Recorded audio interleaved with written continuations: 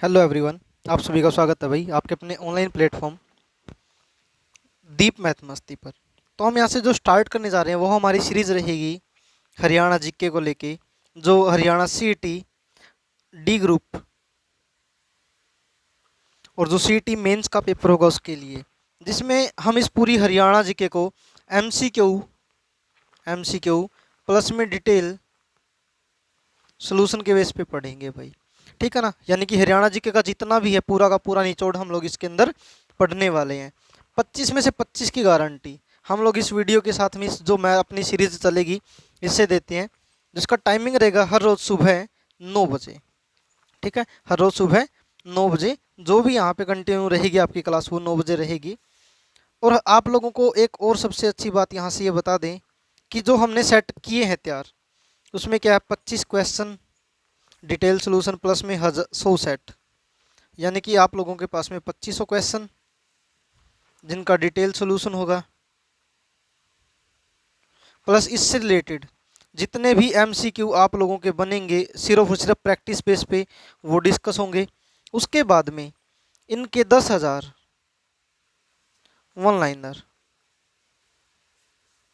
Series भी हमने तैयार कर दी है, जो थोड़े से टाइम के बाद आप लोगों के सामने होगी। तो भाई हम सीधा सीधा अब चलते हैं, आपका टाइम ज़्यादा वेस्ट नहीं करते हुए, क्लास के पहले क्वेश्चन पर। और आप लोगों का पहला क्वेश्चन है कि हरियाणा में कितने वन्य जीव अभ्यारण्य हैं। तो कितने वन्य जीव अभ्यारण्य हैं? 8। कितने हैं? 8। जो वन्य जीव अभ्यारण्य आप लोगों के वो किस किस तरीके से आप लोगों के हैं? कालेसर वन्य जीव अभ्यारण्य यमुनानगर के अंदर है। बीर शिकारगाह वन्य जीव अभ्यारण्य कुरुक्षेत्र के अंदर है। छिलछिला वन्य जीव अभ्यारण्य कुरुक्षेत्र में है। नाहर वन्य जीव अभ्यारण्य रेवाड़ी में है। अबूब शहर वन्य जीव अभ्यारण्य सिरसा में है। भिंडावास वन्य जीव अभ्यारण्य झज्जर में है। खप्परवास वन्य जीव अभ्यारण्य झज्जर के अंदर है। खोल ही रेतान वन्य जीव अभ्यारण्य पंचकुला के अंदर है। वर्ष 2022 में अबूब शहर वन्य जीव अभ्यारण्य को वन्य जीव अभ्यारण्य की सूची से बाहर कर दिया गया है। तो आपका अगला क्वेश्चन है कि BILT फुटबॉल स्टेडियम कहाँ स्थित है। तो BILT फुटबॉल स्टेडियम आप लोगों का यमुनानगर में है। कहाँ पे है? यमुनानगर में है। फुटबॉल स्टेडियम हरियाणा के यमुनानगर में स्थित है। हरियाणा के कुछ प्रमुख खेल स्टेडियम जो पूछे जाते हैं बार बार पेपर के अंदर, एग्जाम के अंदर पूछे जाते हैं।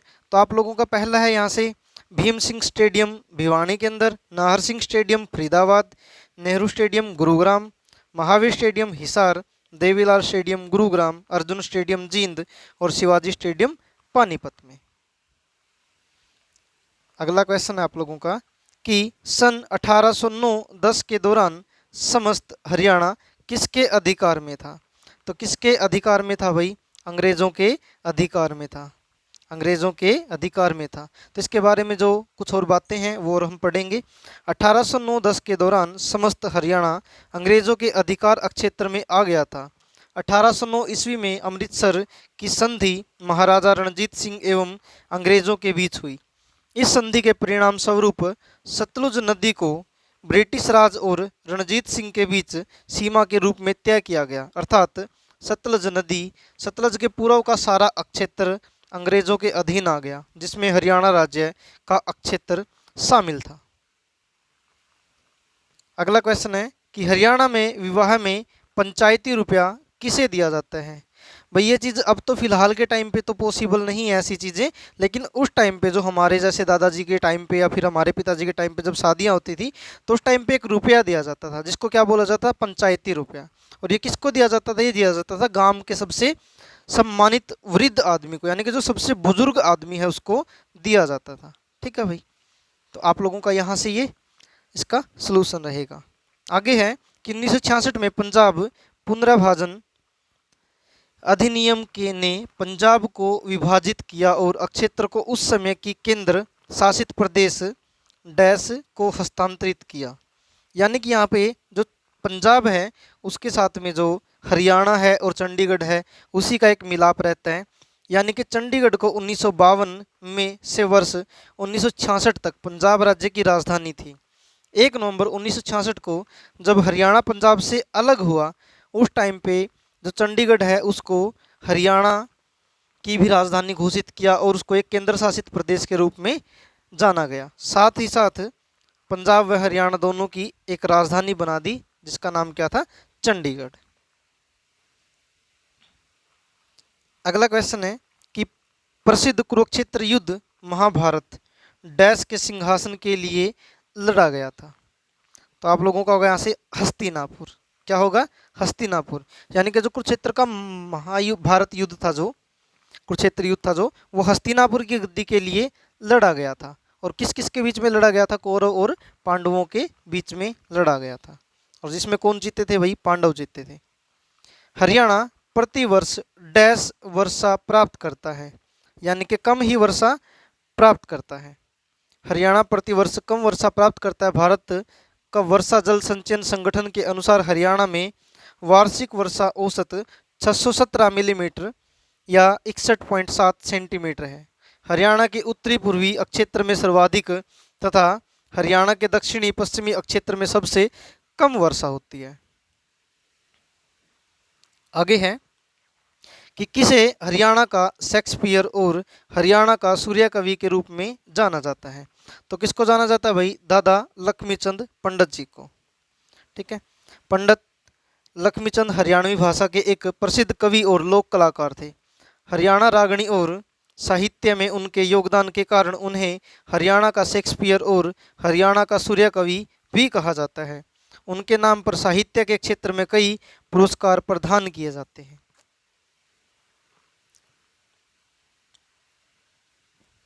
आगे है चंडीगढ़ हरियाणा का जाकिर हुसैन रोज गार्डन निम्नलिखित में से किस वर्ष निर्मित किया गया? तो किस वर्ष निर्मित किया गया था भाई? ये किया गया था 1967 ईस्वी में। ठीक है। रोज गार्डन की स्थापना सन 1967 में चंडीगढ़ के पहले प्रशासक MS रंधावा की प्लानिंग के अनुसार की गई थी। इस पार्क में गुलाब के फूलों के अलावा देश विदेश के औषधीय पौधे भी लगाए गए थे। इस गार्डन का नाम भारत के राष्ट्रपति डॉक्टर जाकिर हुसैन के नाम से जाना जाता है। आगे है कि हरियाणा के कौन से मुख्यमंत्री उप प्रधानमंत्री बने? कौन बने भाई? आप लोगों का आंसर आ जाएगा यहाँ से देवीलाल। ठीक है। चौधरी देवीलाल जी हरियाणा राज्य के 2 बार मुख्यमंत्री 1977 से 1979 तक और 1987 से 1989 तक रहे। ये अक्टूबर 1989 से 21 जून 1991 तक भारत के उप प्रधानमंत्री रहे। ये हरियाणा में ताऊ देवीलाल के नाम से भी प्रसिद्ध थे। इसकी समाधि संघर्ष घाट दिल्ली में निर्मित है।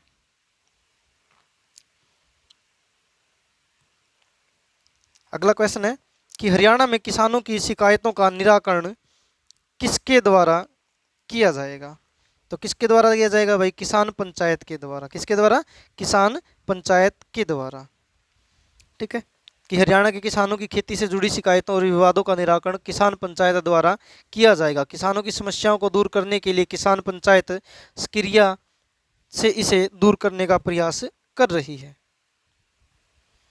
आगे है डैश हरियाणा का एक कपास उत्पादक क्षेत्र नहीं है। यानी कि ऐसा कौन सा क्षेत्र इन 4 ऑप्शनों में से, सिरसा, झज्जर, फतेहाबाद और जींद में से, कि जहां पर कपास नहीं होती है? तो कहाँ पे नहीं होती है? झज्जर के अंदर भाई। ठीक है। तो झज्जर हरियाणा का कपास उत्पादक क्षेत्र नहीं है।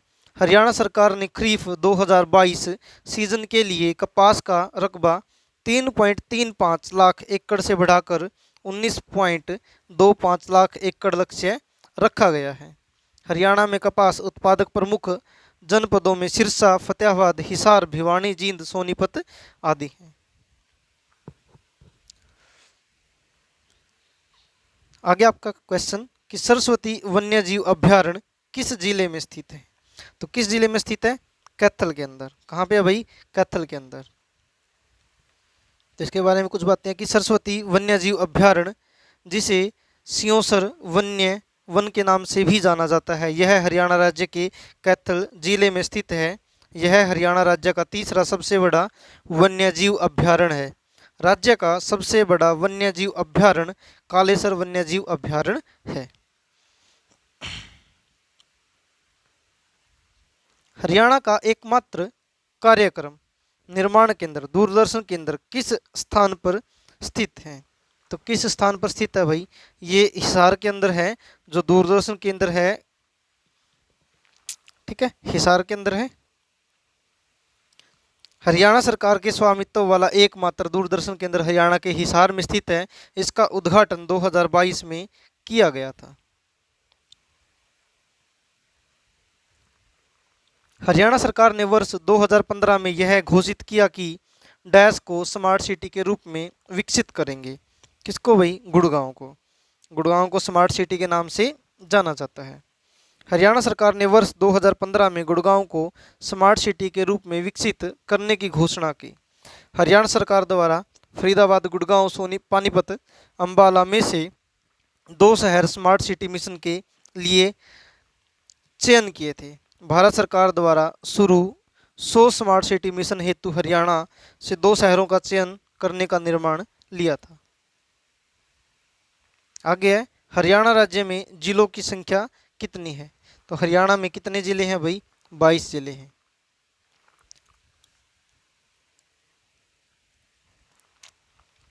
गुग्गा नवमी के त्योहार पूरे हरियाणा में डैश रूप में मनाया जाता है। कब मनाया जाता है भाई? ये भादों के चंद्रमास में। ठीक है, भादों के चंद्रमास में। गुग्गा नवम का त्योहार पूरे हरियाणा में भादों के चंद्रमास में मनाया जाता है। गुग्गा या गोगा देव को गुरु गोरखनाथ का प्रमुख शिष्य माना जाता है। राजस्थान के 6 सिद्धों में गोगा जी को प्रथम मानते हैं। इस त्योहार को हरियाणा, राजस्थान, मध्य प्रदेश और छत्तीसगढ़ के साथ साथ कई अन्य राज्यों में धूमधाम से मनाते हैं।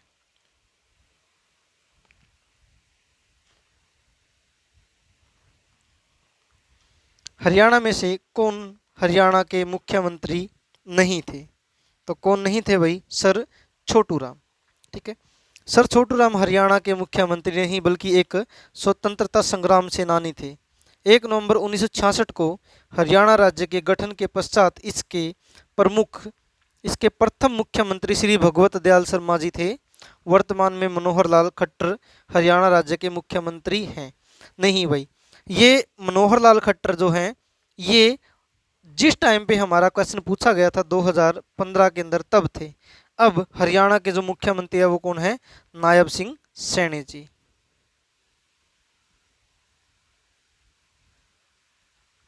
ठीक है भाई, नायब सिंह सैनी जी अब वर्तमान के हमारे क्या हैं? मुख्यमंत्री हैं।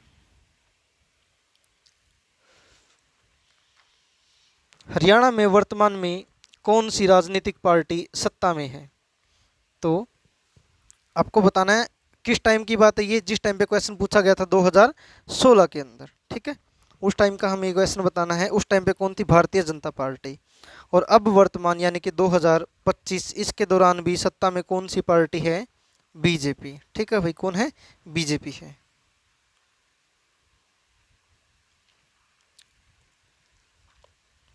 सत कुंभ मेला किस जिले में होता है? किस जिले में होता है भाई? सोनीपत जिले में। किस में होता है? सोनीपत जिले में। हरियाणा का प्रसिद्ध तीर्थ सतकुंभ मेला राज्य के सोनीपत जिले में म्याना खेड़ी गुज्जर नामक स्थान पर प्रतिवर्ष 2 बार कार्तिक पूर्णिमा और ज्येष्ठ पूर्णिमा में लगता है। ठीक है भाई, और अब की बार भी सोनीपत से क्वेश्चन पूछा गया था एक। ठीक है, सोनीपत का एक गांव के बारे में पूछा गया था। लाला लाजपत राय ने हिसार से किस आंदोलन में सक्रिय रूप से भाग लिया था? किस में लिया था भाई? स्वदेशी आंदोलन में। लाला लाजपत राय ने हरियाणा के हिसार जिले से स्वदेशी आंदोलन के में भाग लिया था। स्वदेशी आंदोलन बंगाल विभाजन के निर्णय के परिणाम स्वरूप अगस्त 1905 में शुरू हुआ था। आगे भाई, रक्षाबंधन पर किस जिले में बाबा खेड़े वाले का मेला लगता है? तो कहाँ पे लगता है भाई? ये लगता है भिवानी के अंदर। कहाँ पे लगता है? भिवानी के अंदर। ठीक है, रक्षाबंधन पर भिवानी जिले के नौरंगाबाद के में बाबा खेड़े वाले का मेला आयोजित किया जाता है। आगे क्वेश्चन है कि पानीपत की तीसरी लड़ाई 1761 में मराठा तोपखाने का प्रभारी कौन था? कौन था भाई?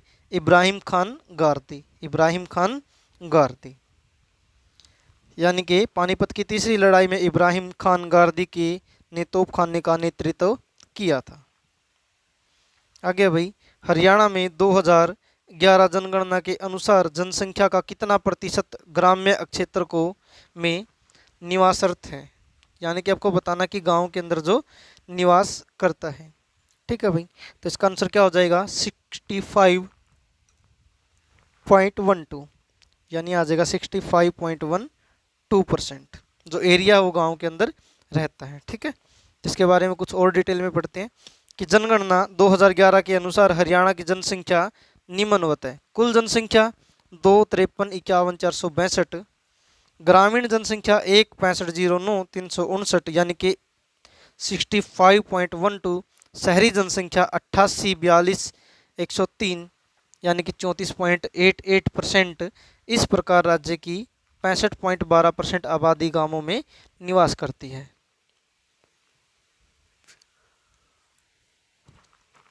निम्नलिखित में से कौन सा कथन असत्य है यानी कि गलत है?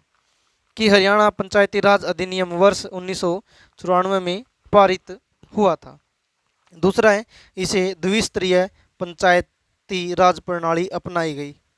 यानी कि आप लोगों को इनमें से बताना है कौन सा गलत है, यानी कि इसका दूसरा गलत है। ठीक है भाई, क्या है दूसरा क्वेश्चन आंसर? क्या इसका गलत है कि दिए गए विकल्पों में से कथन 2 असत्य है। 22 अप्रैल 1994 को हरियाणा में पंचायती राज अधिनियम लागू हुआ। हरियाणा में पंचायती राज अधिनियम में ग्रामीण क्षेत्रों के बेहतर प्रशासन के लिए ग्राम पंचायतों, पंचायत समितियों और जिला परिषदों के गठन का प्रावधान किया गया। ठीक है भाई, तो आज के लिए इतना ही। मिलेंगे कल फिर अपने सेकंड सेट के साथ में। ठीक है भाई, तो आज के लिए इतना ही। जय हिंद, जय भारत, जय हरियाणा।